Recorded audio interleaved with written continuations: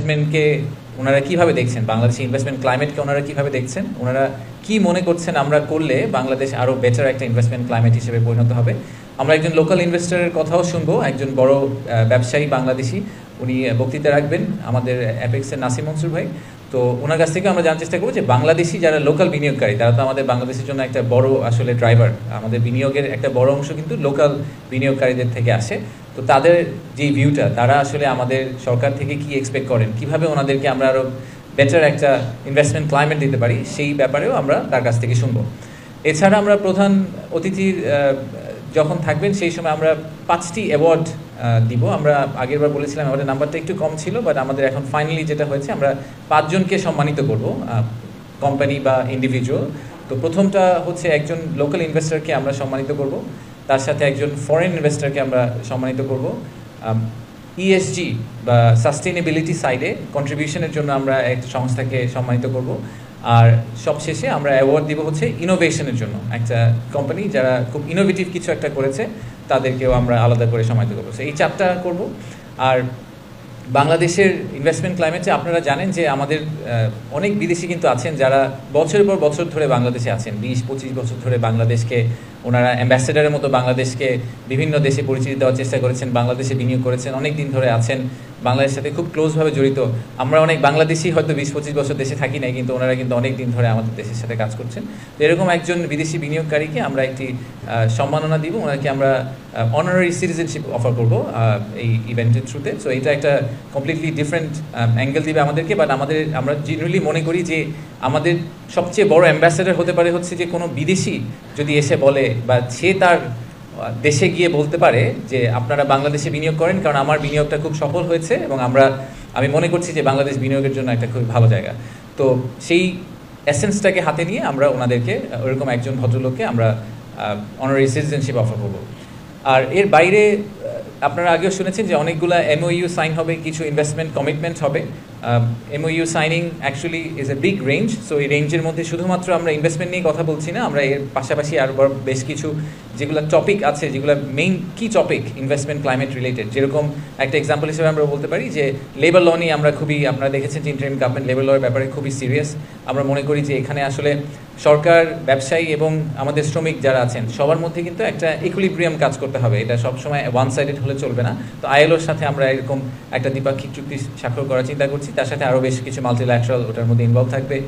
আমরা নাসার সাথে একটা চুক্তি স্বাক্ষর করার কথা চিন্তা করছি, স্পেস এক্সপ্লোরেশন নিয়ে, নন মিলিটারি স্পেস এক্সপ্লোরেশন নিয়ে চুক্তি স্বাক্ষর কথা চিন্তা করছি। সেটা নিয়ে আপনাদেরকে আমরা যেদিন চুক্তি স্বাক্ষর করা হবে সেদিন আপনাদেরকে আমরা আরও ডিটেইল জানাতে পারবো। আর ফাইনালি আমি যেটা বলবো যে মিডিয়ার জন্য আমরা যথেষ্টভাবেই কেটার করার চেষ্টা করছি কীভাবে আপনাদেরকে বেস্ট অ্যাক্সেসটা দেওয়া সম্ভব হয়। একটা মিডিয়া কর্নার থাকবে, তো যখন এই মেইন প্রোগ্রামগুলো হতে থাকবে সারাদিন ধরেই তো অনেকগুলো প্রোগ্রাম চলবে, ওই ভেন্যুতে একটা মিডিয়া কর্নার থাকবে। তো যারা আপনারা ওখানে যাবেন তারা ওই সময়ে যদি কোনো বিনিয়োগকারীকে বা আলাদা করে কাউকে ইন্টারভিউ করতে চান বা কারোর সাথে কথা বলতে চান, তাহলে আপনারা মিডিয়া কর্নারটা ইউজ করে সেই জিনিসটা করতে পারেন। সেই সাপোর্টটা আমরা আপনাদেরকে ফুলি দেওয়ার চেষ্টা করব। এর বাইরে আমার আসলে তেমন বড় কিছু বলার নেই। আপনাদের যদি কোনো প্রশ্ন থাকে আমি প্রশ্নগুলো নিতে চাই। তার আগে আমি লাস্ট একটা ছোট্ট পয়েন্ট বলে নিই, আমি জানি এই প্রশ্নটা আসবে, সো এটা নিয়ে আমি একটু আগে কথা বলে নিই। সেটা হচ্ছে যে গতকালকে অলরেডি আমরা একটা সংবাদ সম্মেলন করেছি যে আমেরিকার যে ট্যারিফ রিলেটেড যে ইস্যুটা আছে সেটা নিয়ে। তো অনেকেরই ধারণা যে এটার সাথে আসলে ইনভেস্টমেন্ট সামিট কীভাবে রিলেটেড, ইনভেস্টমেন্ট সামিটের ঠিক আগে এরকম একটা ইনসিডেন্ট হলো, তাতে আমরা এটার ব্যাপারে কী মনে করছি। তা আপনি যদি আমাকে পার্সোনালি জিজ্ঞেস করেন, আমি I C the glass half ফুল, এই কারণে যে আসলে আপনি যদি ওনাদের যেই পয়েন্ট অফ ভিউ থেকে ওনারা আসছেন, USTR-এর একটা রিপোর্ট আছে বাংলাদেশের ব্যাপারে, বাংলাদেশের বিনিয়োগের যে অবস্থা, সেই অবস্থার ব্যাপারে USTR-এর একটা রিপোর্ট আছে। সেই রিপোর্টের উপর বেস করে ওনারা অনেকগুলো ডিসিশন ড্রাইভ করেছেন বলে বলছেন। তো সেই রিপোর্টে আমাদের জন্য কিছু বেসিক রিফর্মের কথা বলা হচ্ছে, যে আমাদের রেগুলেটরি কিছু রিফর্ম দরকার, কাস্টম ডিউটির ক্ষেত্রে কিছু রিফর্ম দরকার, করাপশন, এরকম আপনার IP রাইটস, এরকম বেশ কয়েকটা টপিকের কথা বলা আছে। এই রিফর্মগুলো কিন্তু আমরাও করতে চাচ্ছিলাম, আমরা ইন্টারিম গভর্নমেন্ট হিসেবেও চাচ্ছিলাম যে বাংলাদেশের যে বিনিয়োগ ব্যবস্থা সেখানে একটা মেজর রিফর্ম হোক, যাতে ইনভেস্টারদের জন্য ভবিষ্যতে বাংলাদেশে ব্যবসা করা ইজি হয়। তো ওনাদের এই এডিশনাল পুশটা আমাদের জন্য আসলে একটা খুবই বেনিফিশিয়াল আউটপুট। আমি মনে করি যে এই মোমেন্টামের উপর বেস করে আমরা অনেকগুলো রিফর্ম আসলে আমাদের বিনিয়োগ ব্যবস্থার মধ্যে করে ফেলতে পারবো, সেটা আমাদের জন্য আসলে ভালোই হবে। এটার মধ্যে নেগেটিভিটি আমি একদমই কিছু দেখি না। এই অপরচুনিটিকে ইউজ করে আমি মনে করি যে আমাদের আসলে ওভারঅল ইনভেস্টমেন্ট ক্লাইমেটে একটা সিগনিফিক্যান্ট প্রোগ্রেস আনা সম্ভব। আর আমাদের কম্পিটিটর কান্ট্রি যারা আছে তারাও আমাদের সাথে একই বোটের মধ্যে আছে, একই নৌকায় আছে। সো তাদের ডিরেকশন অফ ট্রাভেলটা যেদিকে হবে আমাদেরটাও মোস্ট লাইকলি সেদিকেই হবে। সো আমি এটা নিয়ে একেবারেই চিন্তিত না যে ইনভেস্টমেন্ট ক্লাইমেটের ঠিক 4 দিন আগে হঠাৎ করে একটা ইউএসএ চেঞ্জ ইন পলিসি আমাদের জন্য কি মেজরলি নেগেটিভ হয়ে গেল কিনা। আমি অ্যাকচুয়ালি পার্সোনালি মনে করি যে ইটস এ গুড সিগন্যাল। আমরা এটাকে ব্যবহার করে, আমরা এটার অপরচুনিটিটাকে নিয়ে আমরা ভবিষ্যতে আরও বেটার ইনভেস্টমেন্ট ক্লাইমেট তৈরি করার চেষ্টা করবো বাংলাদেশে। ধন্যবাদ।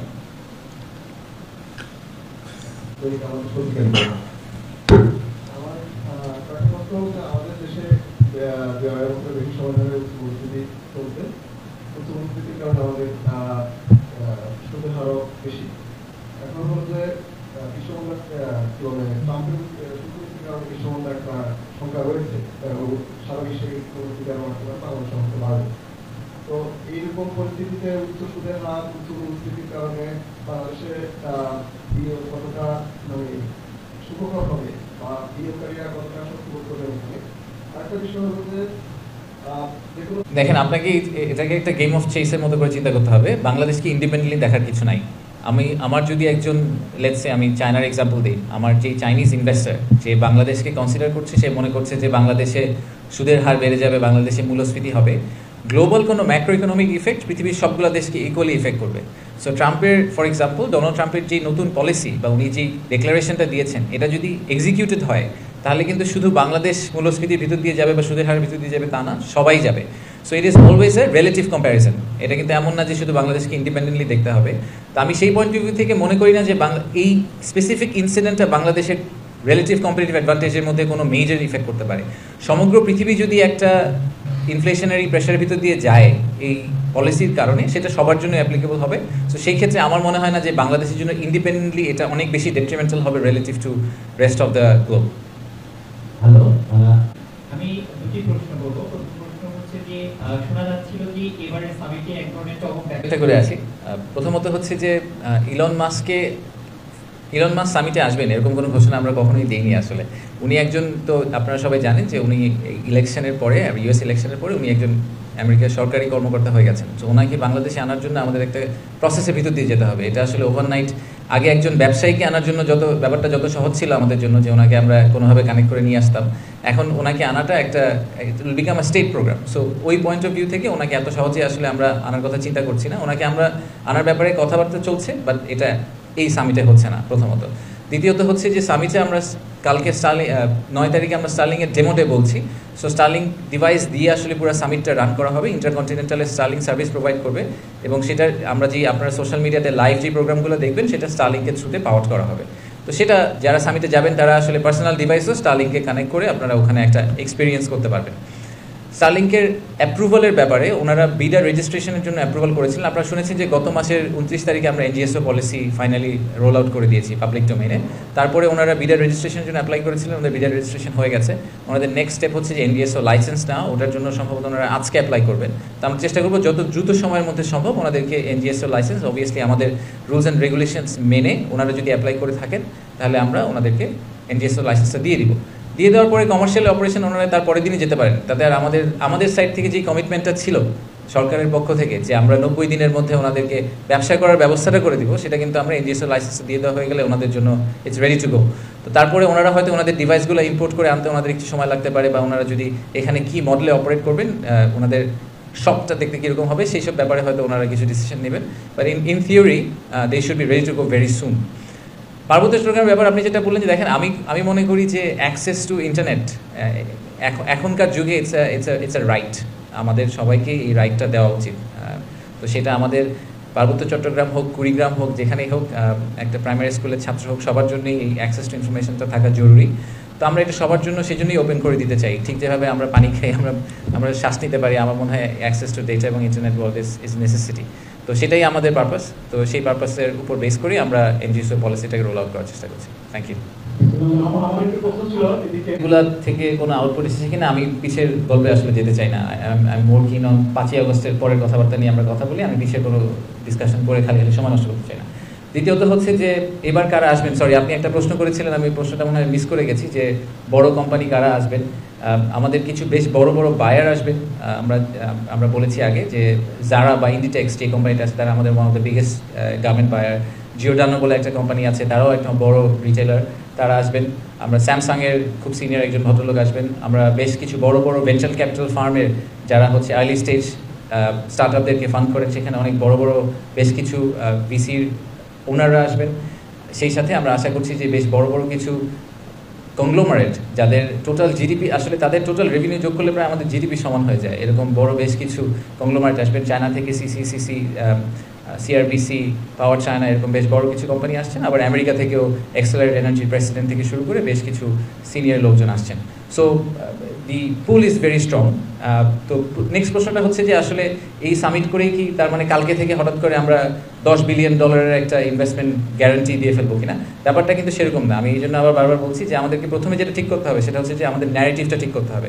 আমাদের বাংলাদেশের ব্যাপারে যে গ্লোবাল ন্যারেটিভটা আছে, এই ন্যারেটিভটাকে আমাদেরকে ওভারটার্ন করতে হবে, নাম্বার 1। নাম্বার 2 হচ্ছে বাংলাদেশের যেই ব্যবসা করার যে difficulty, is of doing business, সেটাকে আমাদের সিগনিফিকেন্টলি ইমপ্রুভ করতে হবে। আমরা যেখানে আছি, ওয়ান অফ দ্য রিজনস যেই কারণে বাংলাদেশে আমরা অনেক ধরনের ট্যাক্সের সুবিধা দিই, 10 বছরের ট্যাক্স ব্রেক আছে বেজাতে, তারপরেও বেজাতে ইনভেস্টমেন্ট হয় না। তো কেন তাহলে ইনভেস্টমেন্ট হয় না? যদি আমরা ট্যাক্স ব্রেক দিই 10 বছরের, 12 বছরের, লোকজন তো ট্যাক্স দিতে হবে না। ইনভেস্টমেন্ট হয় না কারণ একজন বিনিয়োগকারী যখন একটা দেশে বিনিয়োগ করার কথা চিন্তা করেন, তখন তাকে এটাও চিন্তা করতে হয় যে উনি বিনিয়োগটা করে আসলে বিনিয়োগটা দেশ থেকে বের করতে পারবেন কিনা, বিনিয়োগটা করতে ওনার কত সময় লাগবে, সে বিনিয়োগ করার জন্য উনি আসলে যথেষ্ট পরিমাণ সাপোর্ট সরকার থেকে পাবেন কিনা, ইউটিলিটি সার্ভিসেস পাবেন কিনা, এই সবগুলো প্রশ্নের উত্তর কিন্তু আমরা খুব ক্লিয়ারলি ওনাদেরকে দিতে পারি না। কারণ হচ্ছে আমাদের এইসব বিভিন্ন কেসে আমাদের নিজেদেরই কিছু সমস্যা আছে। সেই সমস্যাগুলো যদি আমরা সমাধান করি, রাইট ন্যারেটিভটা সেট করি, তাহলে এই পাইপলাইনটা ওভার টাইম বিল্ড করবে। বিরাট একটা ইন্টারেস্টিং জিনিস আপনাদেরকে আমি বলি, সেটা হচ্ছে যে বিনিয়োগ উন্নয়ন কর্তৃপক্ষের তো আমার পার্সোনাল, আমি ব্যাংক থেকে এসেছি, আপনাদেরকে আমি আগে বলেছি, আমার পার্সোনাল ভিউ হতো যে যখনই যে কোনো অর্গানাইজেশন যারা বিনিয়োগ নিয়ে কাজ করবে, যাদের একটা পোটেনশিয়াল একটা ইনভেস্টর পুল আছে, তাদের তো একটা বেসিক লিস্ট থাকার কথা, যে আমি আজকে বলবো যে আগামী 2 থেকে 3 বছর এই 30টা, 50টা বা 100টা কোম্পানিকে আমি ট্র্যাক করবো, কারণ ওনারা বলেছিলেন ওনারা বাংলাদেশে ইনভেস্টমেন্ট করতে ইন্টারেস্টেড। তো ওনারা আসলে তারপরে কী করছেন, ওনাদেরকে আর আমি কীভাবে সাহায্য করতে পারি বাংলাদেশে ইনভেস্টমেন্ট করার জন্য, এরকম কোনো ট্র্যাকার বা পাইপলাইন কিন্তু বিদাতে নাই এই মুহূর্তে। সো এগুলো খুবই এলিমেন্টারি ফাউন্ডেশনাল জিনিসপত্র, এইসব জিনিস আমরা এতদিন করে আসি না, এগুলোকে আমাদের এই ফাউন্ডেশনাল জিনিসগুলোকে দাঁড় করাতে হবে। এই সামিটটা যখন আমরা করবো, এখান থেকে যে ট্র্যাকারটা তৈরি হবে, যে পাইপলাইন তৈরি হবে, যে ঠিক আছে এই 100টা কোম্পানি এসেছিল, এরা সবাই আগ্রহ দেখিয়েছে, এরপর এই আগ্রহ থেকে মেটেরিয়ালাইজেশনে যাওয়ার জন্য আমাদের আর কী করতে হবে। সো আমরা এখান থেকে একটা পুরোপুরি একটা প্রজেক্ট ওয়ার্কের মতো পাবো এই পাইপলাইনের উপর বেস করে, যেটাকে আমরা নেক্সট 6 থেকে 12 মাস বা 18 মাস ট্র্যাক করার চেষ্টা করবো এবং এদেরকে বাংলাদেশে ল্যান্ড করানোর চেষ্টা করবো। ধন্যবাদ। যদি ক্যাটাগরিক্যালি এটাকে আরও ক্রিস্টালাইজ করার চেষ্টা করি, তাহলে মেইন সমস্যাটা আমাদের গ্যাস সাপ্লাইটা। তো বাংলাদেশের টোটাল গ্যাস সাপ্লাইয়ের 50% আমরা নিজেরা এক্সট্র্যাক্ট করি, আর বাকি 50% আমাদেরকে ইম্পোর্ট করতে হয়। তো আপনারা রিসেন্টলি দেখেছেন, এবং তার ইম্পোর্ট করা গ্যাসের ক্ষেত্রে একটা বড় সমস্যা আমরা ফেস করেছি, যেহেতু আমাদের একটা ডলার ক্রাইসিস ছিল, একটা ফরেন কারেন্সি ক্রাইসিস ছিল। সেই ক্রাইসিসটার কারণে অনেক সময় আমরা পেমেন্ট করতে পারিনি। পেমেন্ট করতে না পারার কারণে আমাদের একটা রেপুটেশনাল ইস্যু হয়ে গেছিলো, যে কারণে আমরা যখন নতুন কার্গো জন্য, সাপ্লায়ার কন্ট্রাক্টের জন্য যখন আমরা আরএফপি করছি, তখন আমরা আসলে ভালো প্রাইসে ভালো কোয়ালিটির কার্গো পাচ্ছিলাম না। তো এখন আপনারা দেখেছেন যে আমাদের ফরেন কারেন্সি রিজার্ভটা কিন্তু একটা স্টেবল পর্যায়ে চলে এসেছে, টু দ্য পয়েন্ট যে বাংলাদেশ ব্যাংকের গভর্নর এখন বলছেন যে ওনারা আসলে হয়তো আইএমএফ ফান্ডিংটা নাও লাগতে পারে আমাদের এই স্টেবিলিটির জন্য। তো যখন আমাদের এই লিকুইডিটি তৈরি হয়ে যাবে, যে আমরা আসলে পেমেন্টগুলো করতে পারবো, তখন এই যে গ্যাপটা, এই 50%-এর গ্যাপটা যেটাকে আমাদের ইম্পোর্ট করে আনতে হয়, সেটা সিগনিফিকেন্টলি আসলে ইজি হয়ে যাবে আমাদের জন্য করা, নাম্বার 1। নাম্বার 2 হচ্ছে যে আমরা অনেকগুলো লং টার্ম কন্ট্রাক্ট করেছিলাম, আগেই করা হয়েছিল। এগুলো আসলে আমি ক্রেডিট নেব না, এটা আগে সরকারের সময় করা হয়েছিল, যেগুলো সবগুলো ইন এফেক্ট হবে হচ্ছে জানুয়ারি 2026 থেকে। তো 2026 জানুয়ারির পর থেকে কিন্তু আমাদের একটু আসলে প্রেশারটা এমনিই কমে যাবে, ন্যাচারালি কমে যাওয়ার উপরে আমি আবারও ইয়েস ট্রেডের পয়েন্টটাতে ফেরত আসি। আমরা কিন্তু গতকালকে আপনারা সংবাদ সম্মেলনে শুনেছেন যে আমরা ফেব্রুয়ারি থেকে আসলে আমেরিকার সাথে কথা বলছি যে কীভাবে আমরা ট্রেড ইমব্যালেন্সটা কমাতে পারি। একটা বড় টপিক আমাদের ট্রেড ইমব্যালেন্স কমানোর হচ্ছে গিয়ে এনার্জি। সো ওনারা কিন্তু ট্রাম্প অ্যাডমিনিস্ট্রেশন আসার পরে ডিসিশন নিয়েছেন যে ওনারা এলএনজি আবার এক্সপোর্ট করবেন। তো সেই ব্যাপারে আমরা অলরেডি আমেরিকার সাথে কথা বলছি। সো আমাদের জন্য একটা নতুন সোর্স অফ এনার্জি তৈরি হয়েছে, জিসিসি মার্কেট, যে গালফ মার্কেটগুলোর বাইরে আমেরিকা আরেকটা মার্কেট হিসেবে। তো আমরা যদি ওই মার্কেটটাকেও ভালোভাবে ট্যাপ করতে পারি, আমার ধারণা যে এনার্জি সাপ্লাইয়ের এই যে ক্রাইসিসটা আছে বা একটা শর্টেজ আছে, সেই শর্টেজটাকে আমরা রিকভার করতে পারবো। রিকভার করতে পারলে আমার মনে হয় না যে এটা নিয়ে সমস্যা হবে। আর ফাইনালি পলিসিগত আমার একটা পার্সোনাল রেকমেন্ডেশন, আমার ধারণা সরকার অলরেডি এটা নিয়ে কাজ করছে, সেটা হচ্ছে যে ইন্ডাস্ট্রিয়াল সাপ্লাই ফর এনার্জি। অনেক দেশই এটা করেছে, মালয়েশিয়াতে যেরকম এনার্জি সাপ্লাই ফর ইন্ডাস্ট্রি এটাকে কিন্তু রিং ফেন্স করা আছে, ওটাকে সরকার গ্যারান্টি করে।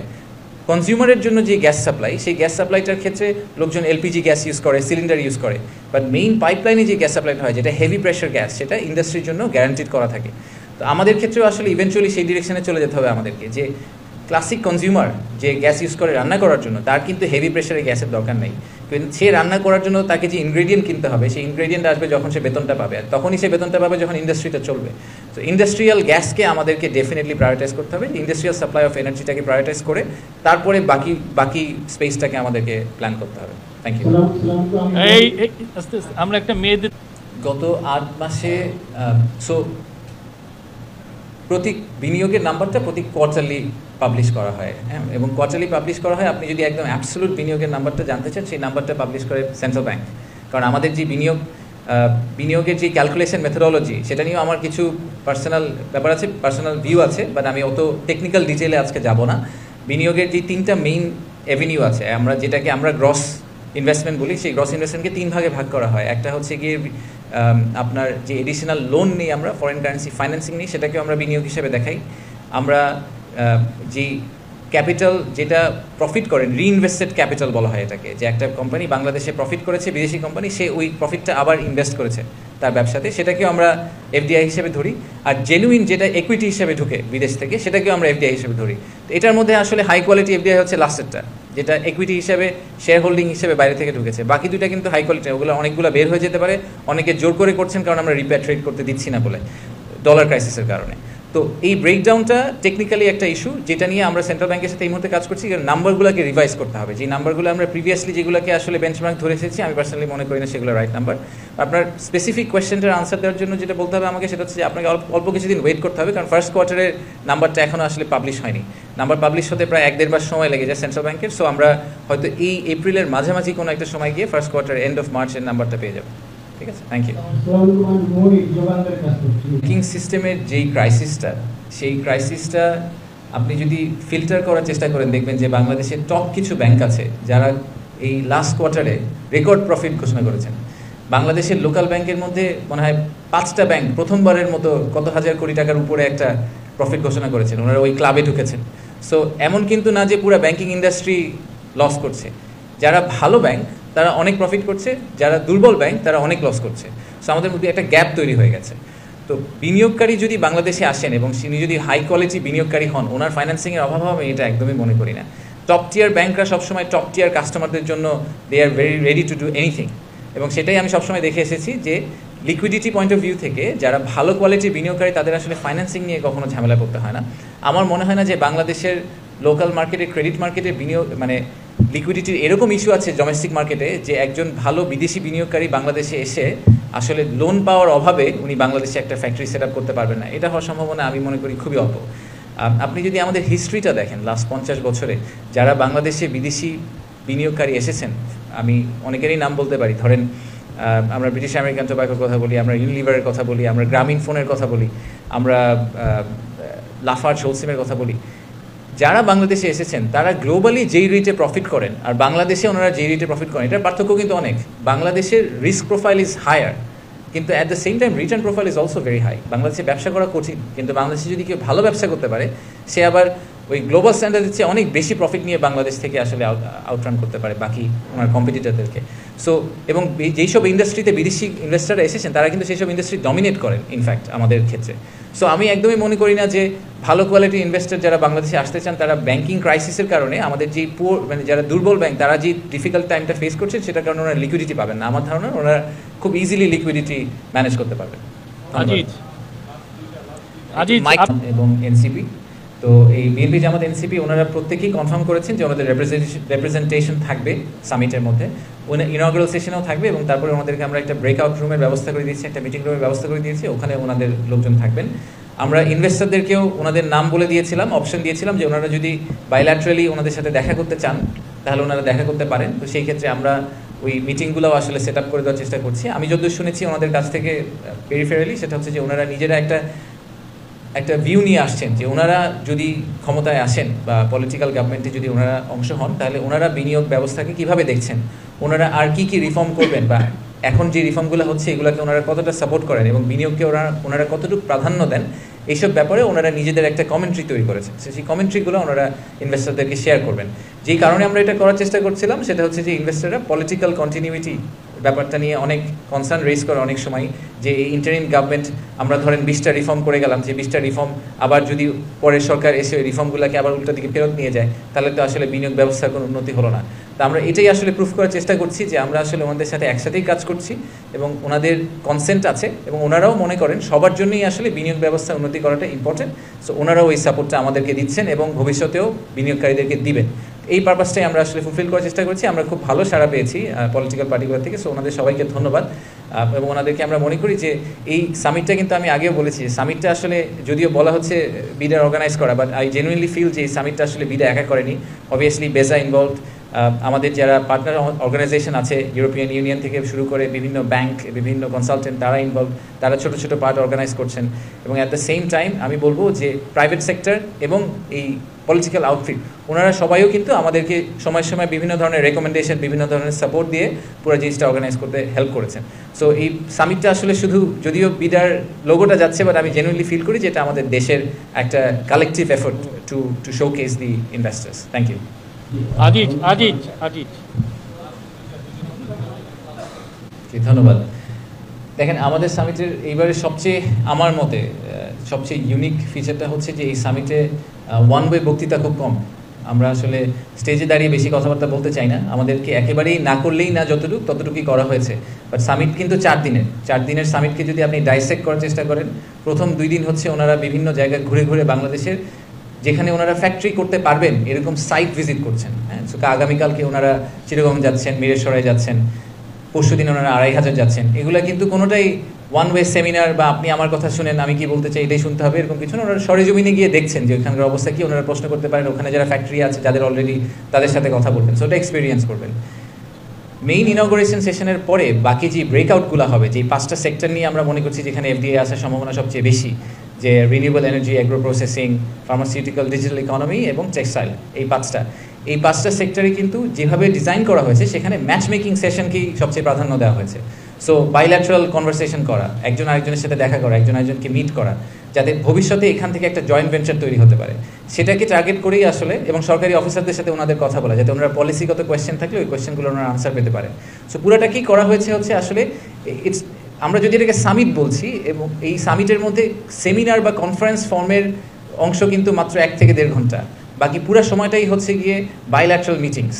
That's why we are calling it summit, because আমরা সব ইনভেস্টরকে এক জায়গায় নিয়ে আসছি, সব উপদেষ্টাকে এক জায়গায় নিয়ে আসছি, সরকারি সব কর্মকর্তাকে এক জায়গায় নিয়ে আসছি, আবার একই সাথে বাংলাদেশি ব্যবসায়ীদেরকেও আমরা এক জায়গায় নিয়ে আসছি, যাতে সবাই সবার সাথে পরিচিত হয়ে ভবিষ্যতে কোনো প্রজেক্টে কাজ করতে পারেন।